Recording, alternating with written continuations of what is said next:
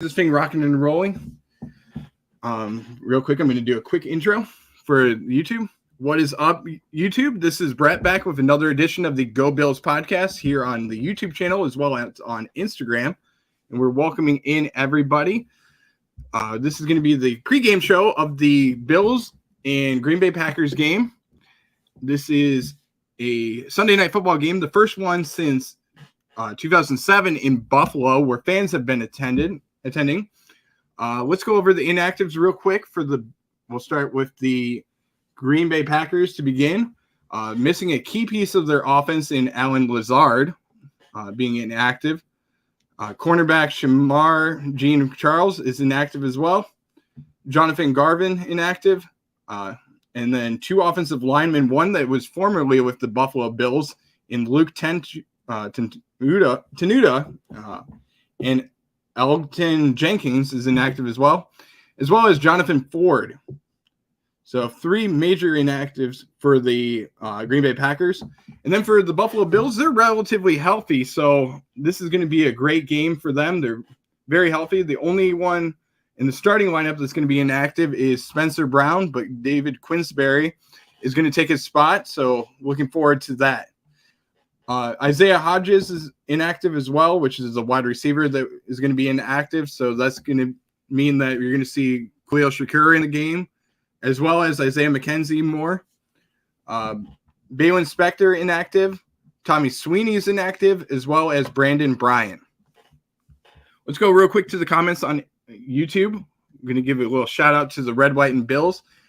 We've done a few of our pregame shows with them, as well as interactions with them on YouTube Live as well. He's saying, let's go Bills, and he's so pumped up for the game. And I'm pumped up as well, man. This is going to be so much fun. I cannot wait. Sunday Night Football in Buffalo. How can you not be excited? This is going to be great. Let's go over to the comments on Instagram as well. Andrew Joseph Kumara said, let's go. And Aubrey Plays 6 said, sadly, I won't be able to watch it all because I work in 2.5 hours. Man, that really stinks, bud. But don't forget to go over. You can go over to our Instagram page, and we will give you highlights of each and everything that's going on play-by-play. So we will give you all those updates, or shoot me a message on Instagram, and I'll give you all the updates and score updates as well. Red, White, and Bill said, sad about Hodges being inactive, and he never got a fair shot with us. Man, he just didn't. It just seems like he's not going to get a shot with us, but we'll see how it goes. Nickel City Mafia, another Bills Mafia member as well, and a member of our YouTube channel who's been on, and we've been on their page as well. Shout out to them. Don't forget to like and subscribe to both the Red, White, and Bills, as well as Nickel City Mafia said, let's go. So in this game, I'm looking forward to a lot of things, but let's start with the Green Bay Packers, and we'll talk about the offense of the Green Bay Packers and some things that scare me for the offense of the Green Bay Packers. Starting with the first one is going to be quarterback Aaron Rodgers. While he hasn't looked great this season just because of the wide receivers and everything, this is a game where the Green Bay Packers are 3-4. They are 10.5-point underdogs. And they could honestly come up with an upset today, but I really do think that this game is going to come down to Aaron Rodgers and the receivers. If they get on the right page, then it's going to be a tough game for the Bills. And if they're starting to catch the ball, I think this could be a battle to the end. I really do, but it's going to be tough. Let's start with Aaron Rodgers. I mean, last year's MVP. He looks totally different than last year. Let's be honest. He looks like he's just, struggling. And he looks like an old Nicolas Cage, to be honest with you. But he is just struggling with his receivers. They're not getting on the same page. And I don't know why that is, but, I don't know if it's chemistry or what, but they got to go back to simplifying things and just going over what works best for them and what works best for the receivers. They have a really good receiver in Christian Watson, who's going to be going up against Kaiir Elam today and possibly Dane Jackson. But I do think that they're going to have some tough matchups, and we will see some press coverage from Kaiir Elam in this game as well. But I do think that Aaron Rodgers, he knows how to play in Buffalo. He understands the conditions. And while this is not going to be a game where the conditions are too bad, he understands how to play in the wind as well. So, I think it's going to come down to being smart with the ball for Aaron Rodgers and utilizing his playmakers and utilizing the checkdowns with running backs such as Aaron Jones, as well as in A.J. Dillon. So utilizing them especially.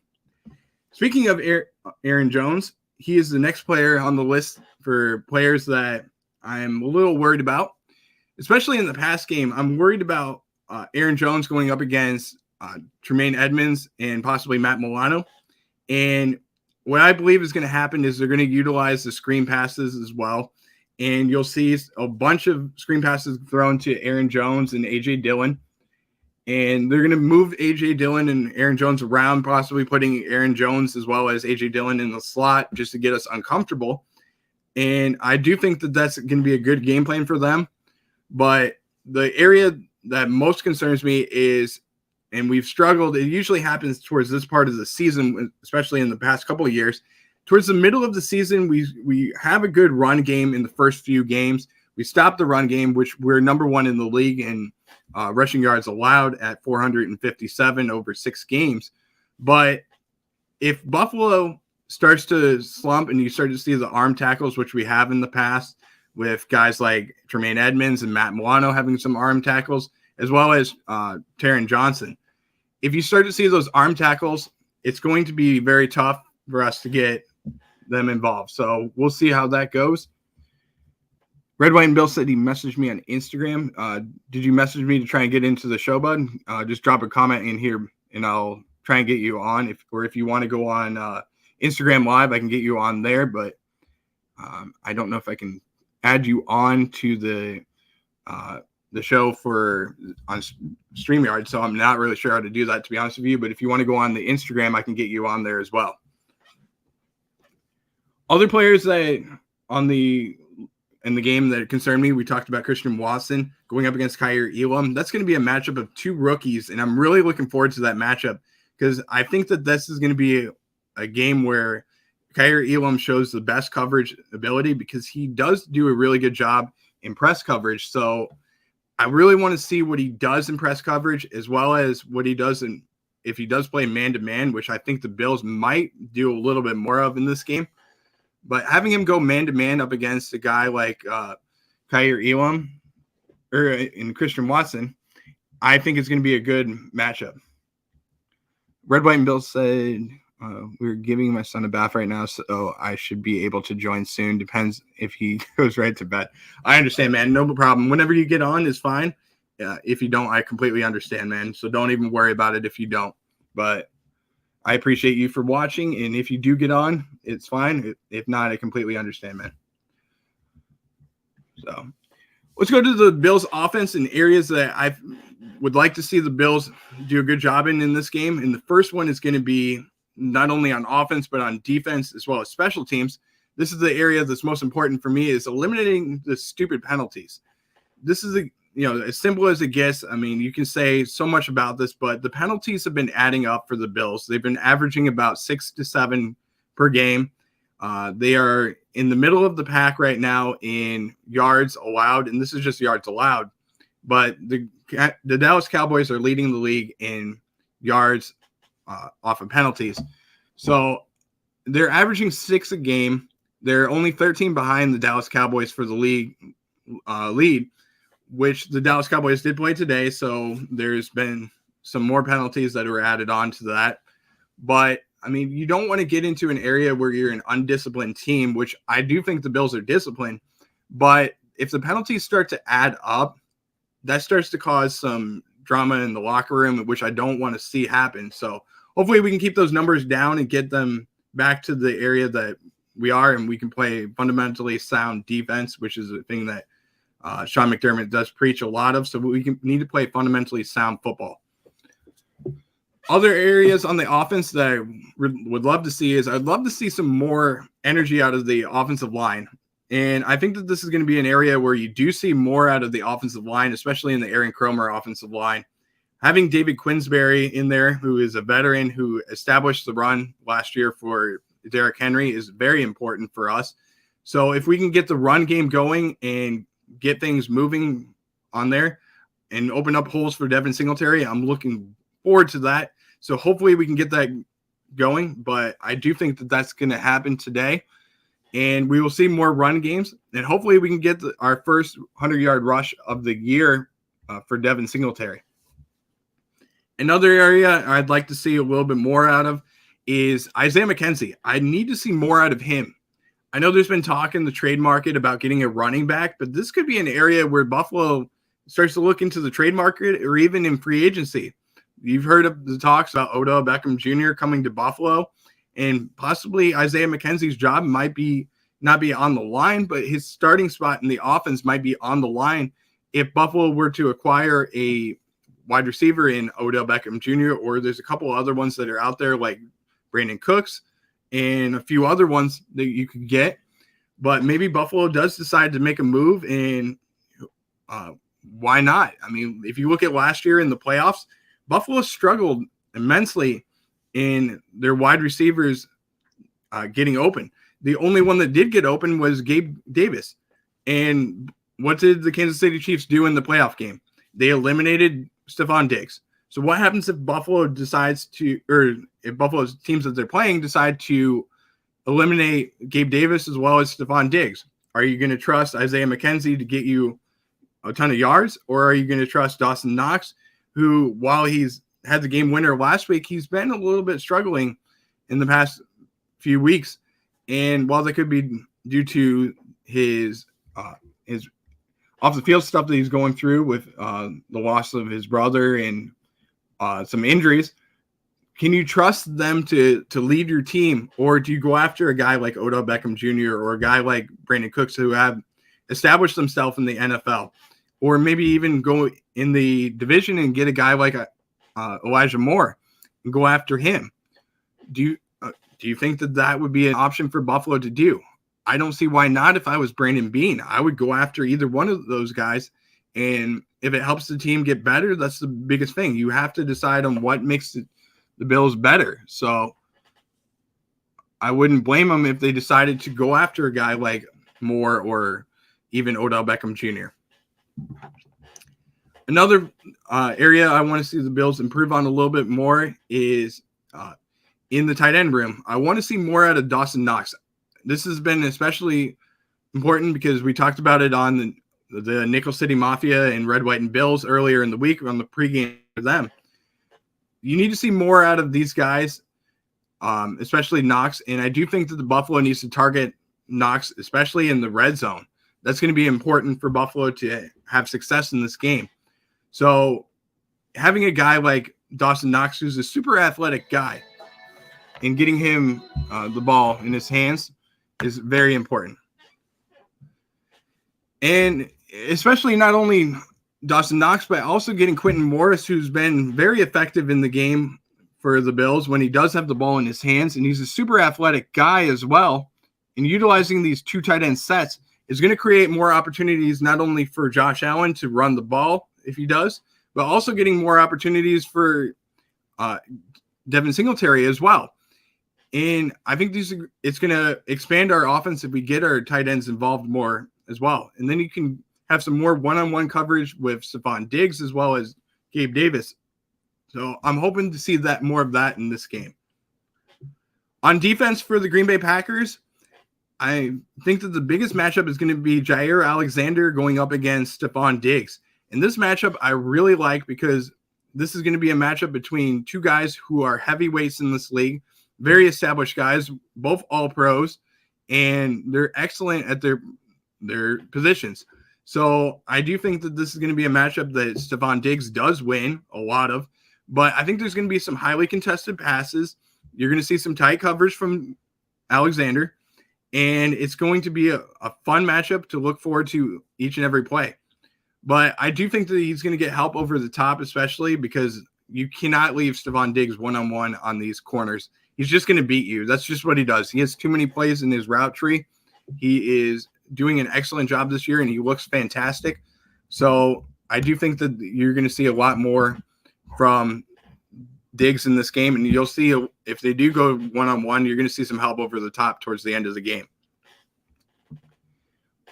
Other areas is Mitch Morse going up against Kenny Clark. I do think that this is going to be a matchup that's going to be very fun, and this is going to be the matchup that I think the Bills are going to win most of, but I do think that this is a matchup where Buffalo has struggled in the past with the ability to prevent guys in the middle of the field from getting into the backfield. If you look at Justin Simmons and you look at other guys like that have been able to get into the backfield, it's been partially because of some blocking schemes in the interior of the offensive line.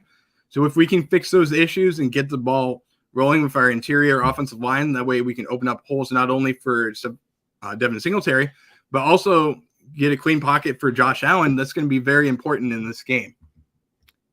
As far as the Bills on defense, I think that the biggest thing is stopping the run game for the Green Bay Packers and making them one-dimensional.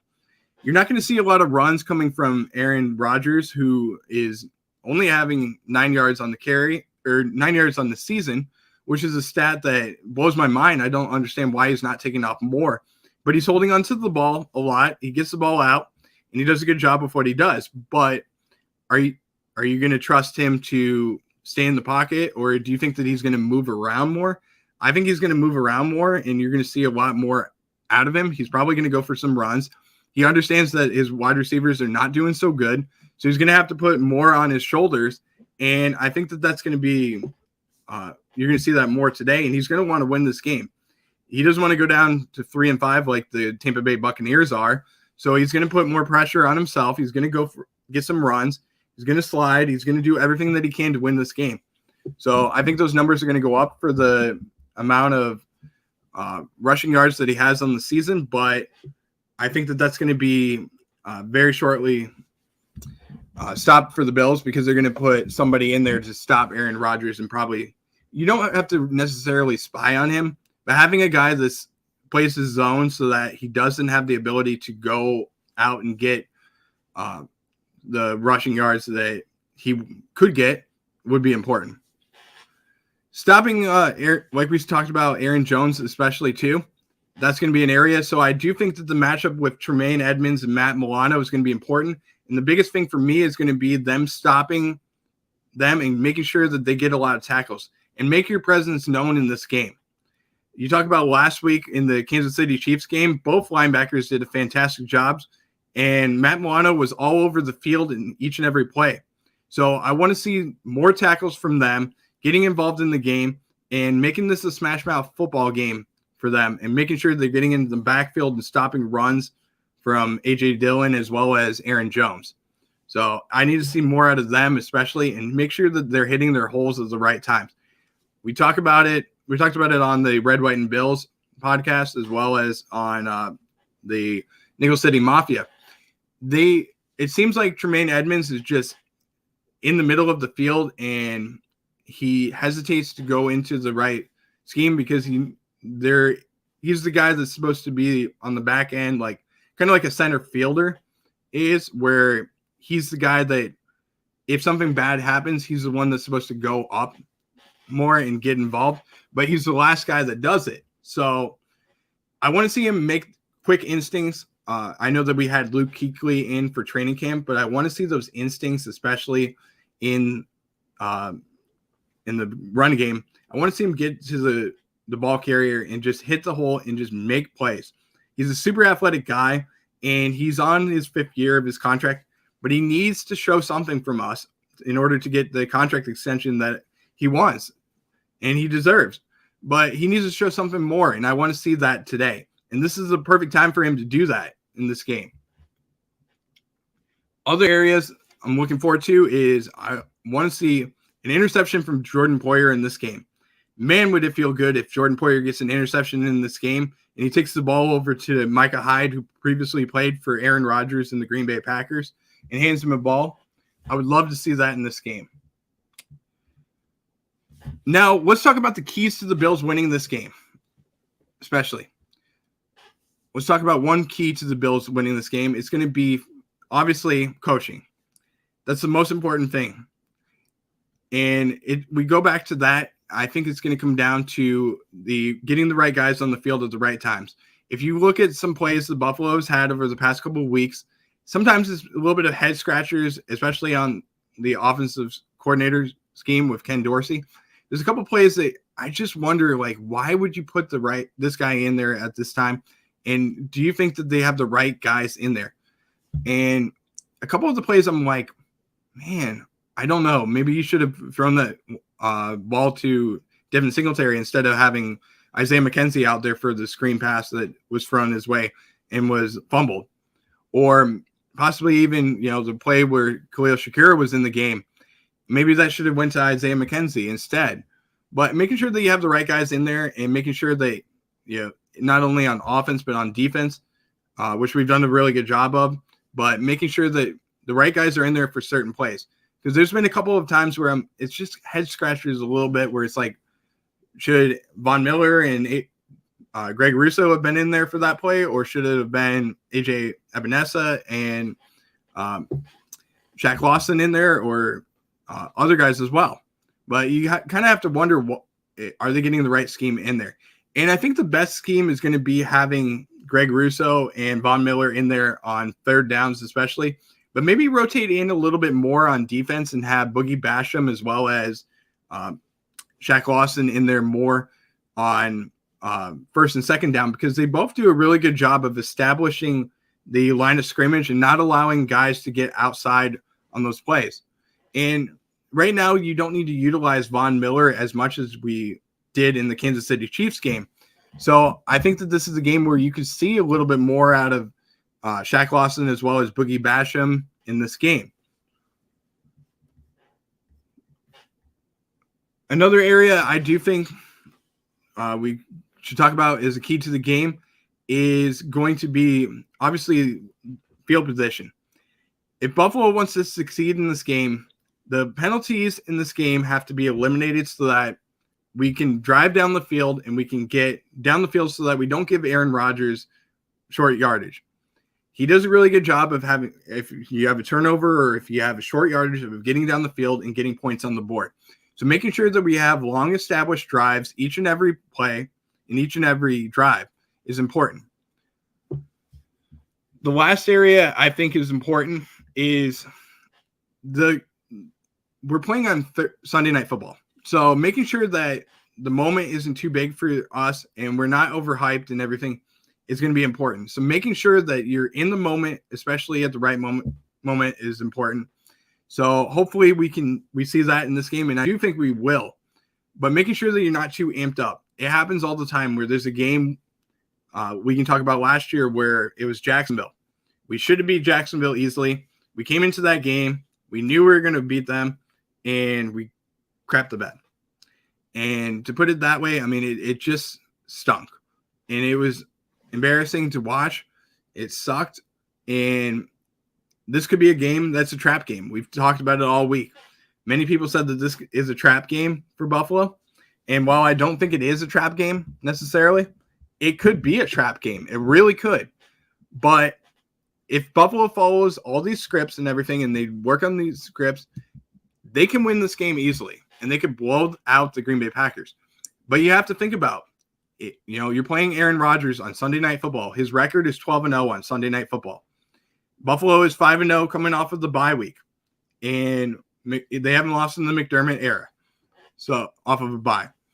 So could Buffalo struggle in this game? Possibly. But I think that this year we're better than we have been in the past couple of years.